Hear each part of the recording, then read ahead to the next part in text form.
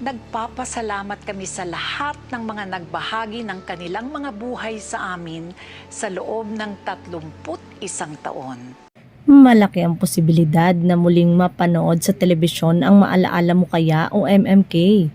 Ang MMK ang Asia's longest running drama anthology na napanood sa ABS-CBN mula May 15, 1991 hanggang December 10, 2022.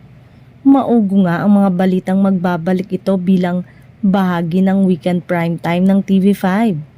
Ayon sa ilang insiders, binubuo na ngayon ng ABS-CBN Studios ang magiging production team ng rebirth ng MMK.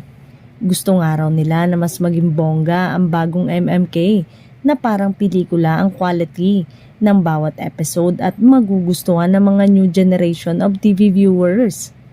Isa pang ikinagulat ay nang ichika na si Judy Ann Santos ang napipisil na maging bagong host ng nasabing programa at hindi ang original host nito na si Charo Santos Concho.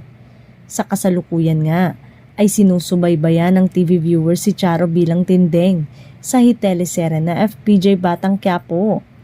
Kahit hindi pa official na host ng MMK si Juday, ay marami ang tiyak na ma-excite na mapanood siyang nagbabasa ng mga sulat ng letter senders.